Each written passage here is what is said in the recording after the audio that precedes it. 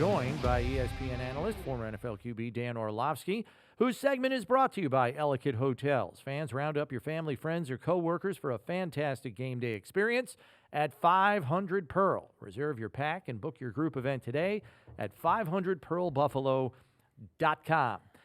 Well, Dan, we saw you break it down on NFL Live earlier this week, the hop-the-back move by the Bills, and it worked to perfection. I guess the thing that shocked me the most was knowing how dangerous a player Micah Parsons is. I know you talked to us last week about how important it was to put him in conflict, and here they are. They just leave him unblocked and run away from him. And I'm thinking, are you sure you can get away with that? Because the guy runs a 4.39, but it worked. Yeah, I mean, you couldn't get away with it if I was the quarterback because, there's no threat of me being a potential runner or anybody in a lot of quarterbacks. But Josh is, I think, that they've shown a past couple of weeks to get back to doing that a little bit certainly helped. And then here's the thing when it comes, because I actually had somebody text me about it yesterday, and they said, what I don't understand is I watched the Lions try to do this to Max Crosby, and it was a disaster. You have to do it in the proper way. You first of all, you don't just line up and do it. You very rarely just line up and do it. You have to send different things at them and different looks at them and force them to think these unbelievable athletes. So while the hop the back certainly was part of the plan, that also changes the way that those defensive linemen think. Because if you're Micah and if he's to Josh's right and the back is away from him, he's not necessarily thinking zone read his way at that moment. And then when you hop the back on the very last second, zone read then becomes a new thing that he has to think about. And so what are his rules given the defense for that potential zone read that he has to prepare for? So if he just lined up, saw it, and say James was over there already, well, Micah immediately goes, okay, I'm ready for zone read. But when it happens so late, that again it's not only conflict, it's doubt. It's confusion. It's making them play slow. And that's all attached to part of that. Again, you have to have the quarterback that has the ability to do something with it afterwards. I thought Josh did a nice job of sometimes like putting the ball in James's back and peeking over to the right and getting Micah to drift that way. So it was a very clear plan. And not only that, they did the tackle traps. That was really good, or the tackle pulls, but that's kind of what they've done all year. And I thought their Pony 21 good stuff was really, really well prepared as well. So you get into this game, and certainly, like you've been describing, the plan has to be in place and all of that. But I don't think Brownie or I thought the Bills would attempt to run on the Cowboys and see if they could bear up. But they absolutely manhandled the Cowboys front. The Bills' offensive line was a massive flex all through the game, and they ran a ton of ball right at 6 defensive backs. I mean, they were playing dime all night. They refused to get out of it. So for all the X's and O's and all the strategy, they just pushed him out of the way. And I think that was as surprising to me as anything. Yeah, I think the three things that, Steve, outside of like those deep X's and O's that I took away and I think Bills fans should be fired up about is, last year this time, I felt very confident that the flaw of the football team was the offensive line. I did not think it was going to be a unit that was going to be good enough to go into the playoffs and go on a run. And I don't feel that way this year. I think this offensive line has become a strength. It absolutely has. And I think that is such a good feeling. Now, part of it, again, is because the style of play that they're allowing these guys to play into, instead of constantly being on their heels, there's the opportunity to impart their will on guys. I think that's step number one. Step number two is Joe Brady having the hard-headedness and the willingness to just continue to hand the ball off, because so often really smart offensive coordinators that are really creative, that have ton of perimeter talent and a quarterback like Josh, at some point they get in the way of themselves. All right, now I've run it 3 or 4 times in a row. Is this the time to go and try to take our shot or whatnot? And he just seemed to have the mindset of like, I don't have to overthink this. And I think that shows tremendous discipline. And I think the last part is, and I always go back to this, sitting on that Monday Night Football game last year when they played Tennessee, and Brandon being the GM, obviously sitting there saying, I got to make sure that I put enough people around Josh where he doesn't feel like he has to do it himself. You guys have been around a lot longer than I when it comes to Josh's Buffalo career, but this was one of those games where I think for the first time felt, oh, they don't need him to do it himself right now. And I think that is something that is got to be wildly encouraging. Yeah. On the flip side of it, Dan, you now have two number one scoring offenses that have come to Buffalo here. Week 4 against Miami, last week Dallas, and Sean McDermott with two very different starting lineups due mainly to injury has completely shut down both of those offenses.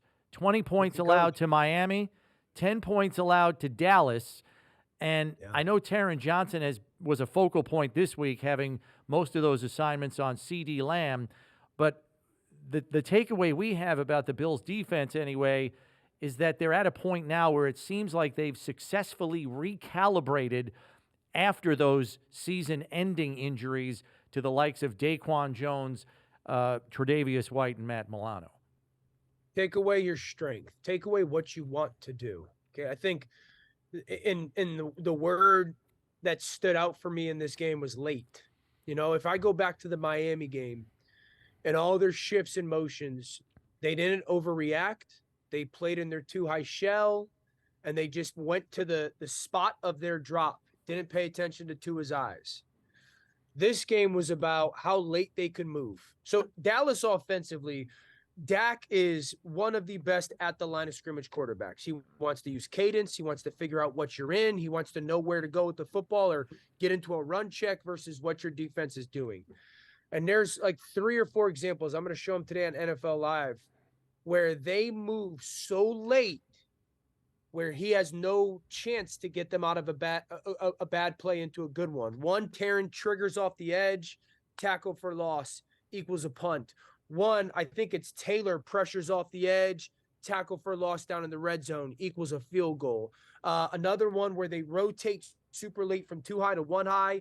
Dak doesn't know where to go with the football, and you could see like he feels sped up because he's like his brain's telling him what I thought was happening isn't, and he just takes a check down, and CeeDee Lamb's wide open on a deep outbreaking route. And I think benefit of playing at home, but it's also the awareness of who Dallas is and who they want to be, and they played to that strength. We've talked about, you know, it's still, despite the game and the stretch here that the Bills offense have had with James Cook, it's still a throwing league. But one of the reasons, and I said this going into the game against Dallas, and the same thing is true with the Dolphins. Both these teams, those two teams play this week. Both of those clubs seem to me as elite front runners. Man, they get out in front. You can't catch them. I mean, they're going to score, and they don't take their foot off the gas. They love it, and that's where they thrive. The reason Buffalo was able to hand the ball off to James Cook so much is they had a 14-point lead. I mean, they scored early, had some success, and they weren't forced by Dak and CeeDee Lamb and Ferguson to throw the football to stay in it. How important, you know, I get it. It's the Northeast, and I don't want to overstate something that's kind of trite, but the weather's going to get bad everywhere, not just in Buffalo. And for Dallas and a team like Miami, both those things come into play, maybe not this week against each other, but Buffalo was able to hand it off because, you know, it's easy when you're leading. Yeah. You know, Steve, that Dallas is built to hunt. It's just what and they're great at it. Yeah. They're great at it. And if you let them sit on first strike fastballs, ball's going to go over the fence a lot. But you gotta paint corners versus them, and that's kind of what Buffalo is capable of doing. And you know, I think it's specific to Miami. Miami, you know, when it comes to their defense, Miami, like here's why I think Week 18. I think it's going to come down to the division. I think it's a great matchup for Buffalo. I love Miami. I would say this if I was doing something with the Miami Dolphins. They're awesome. The way to attack their defense is to not throw at Jalen and Xavier. It's to throw to your tight ends and backs, who seems to have having good tight ends and backs as pass catchers. Buffalo. So that's a benefit because Buffalo, Miami, all they want to do is cover everybody and get sacks. They don't pressure you. It's not exotic. They're not, but if you're just playing completion driven football and you're creating matchups, that's hard to do. And then their offense, when their offense doesn't get to, Miami's offense isn't all that different than Dallas, with their check with me's and Tua trying to get in and out of the right stuff.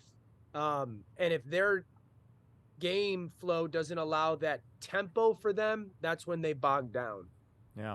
Right. Let's talk Chargers here a little bit, Dan, because it's a team that I think it'd be kind to say is in a state of flux here. Interim head coach, interim GM. I think they changed one of their coordinators as well. Yeah, backup quarterback. And a backup quarterback in Easton Stick with Herbert out for the year with the busted finger. They are coming off a mini bye. We all hear all the time about the interim coach bump. The head coach lost his job. I don't want to be next. I'm putting good film out there so I have my job next season. I mean, that's what players think. I guess first question, have you ever been through an interim coach situation in your playing days? And if so, what was that week like? And did you see a bump in play? And then second, what should the Bills be most concerned about that the Chargers still have to offer out there, whether it's offense or defense? You can take your pick. Played for intern coaches probably too many times. That's because I was on bad teams. Never really saw a bump. My rookie year, they fired Steve Mariucci on Thanksgiving weekend. I don't remember seeing a bump. Mid-season, they fired our play caller in Detroit. I saw a bump after a couple games. I think it's this, with the situation that's in LA, I think there's one thing that is the most important part for Buffalo this week. You got to jump on them early, like the Raiders did. I'll never use the Q word that has 4 letters in it, but it's hard to watch that game and that tape and not see that kind of start to seep its way out. And this is one of those games where you just jump on them and you get this team to, start thinking about vacation plans. Buffalo obviously has a bigger purpose to go and try and chase down. So is there much to be concerned about? Here's the thing. There's no vertical juice on their offense. None. I don't know if Keenan will play. Mike Williams obviously hurt. Quentin Johnston hasn't performed this year. There's no vertical speed. So you sit there and go, okay, the ball's not going to go over our heads. And then defensively, really you could create a lot of blown coverages. They blow a lot of coverages in LA. And I think Joe will take advantage of that. And I think they come out guns a-blazing on Sunday or Saturday. Yeah, we had talked about that as well. I mean, it's important, I think, for the Bills to, come out fast and see if you can get them to go home early. But having said that, I went through all the layers that guys can go through when you're an interim coach. You don't want to be the guy you don't want to be another guy out the door as a player. You don't want it to get out on film that you're the guy that quit. But then again, you're playing with a backup quarterback. Nobody knows about. There's plenty of blame to go around for what's wrong with LA. Rather than just pointing at the corners or the safeties or whatever. There's a lot of things before you get down to that point of it. That is a tough situation to be in as a player. And I've been on bad football teams as well. And I know, you just said you have too.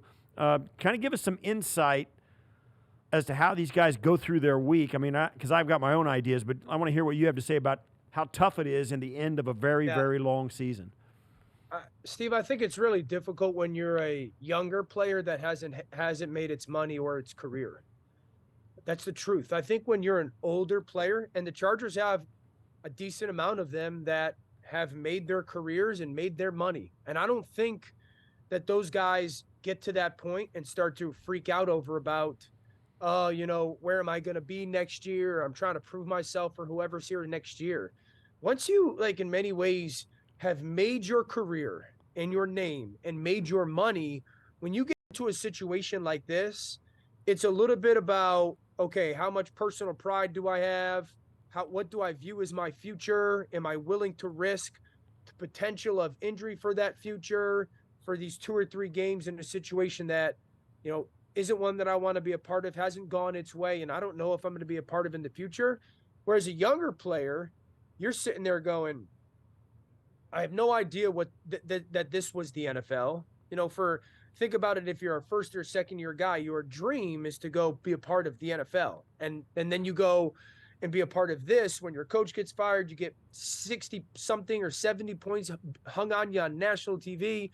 You're just trying to figure out day to day, how to go about it the best way possible. And as much as you think about, the now, you start to think about, oh my gosh, what's this mean for my career? And it's very difficult for a young player to try to put themselves in the situation of, all right, I got 3 games left and they don't mean anything, but they matter a whole heck of a lot. It's almost like the preseason in many ways for young guys all over again. Before we let you go, Dan, just a quick scouting report, if you could, on Easton Stick. I realize he's only played a game and a half here, but just your early impressions of what he has to offer, or what the Bills should be mindful of in terms of his skill set. Yeah, I think he's has some physical talent to hang around in the NFL. He's smart. He's going to go to the right place with the football. He's going to know the coverages. Not overly aggressive. Very risk averse. Is not going to try to push the football down the field. Will just try to get the ball out of his hands and make sure he don't hurt the football team. Not great when it comes to pocket feel. That pass rush that has become one of the better third down pass rushes in the league.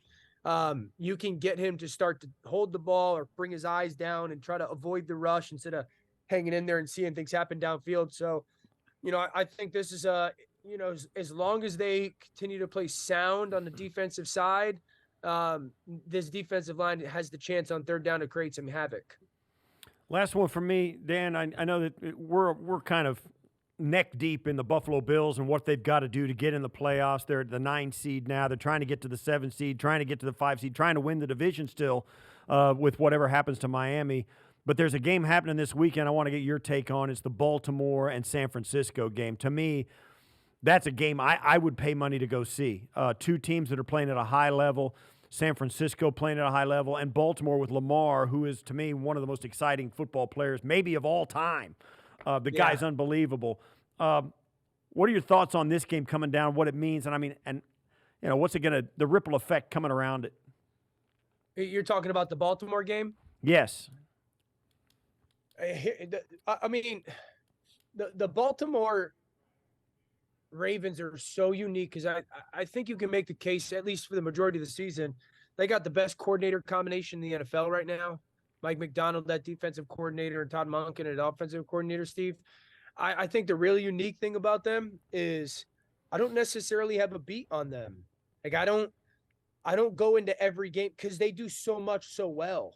Like I go into San Francisco games and I know who they are, and I go into Miami Dolphin games and I know who they are and what they're going to try to do. And, Baltimore just does so much stuff on both sides of the ball, but does it well. Philadelphia, I don't know who they are, and they don't do much well right now. Jacksonville's the same way. So I think Baltimore is so intriguing because just it's hard to get a beat on exactly who they are. And there's so much that you have to handle and so many people that you have to handle. So they're a really interesting team right now. The only thing that I think could catch them up, Steve, is this. There's moments of sloppy play. There is.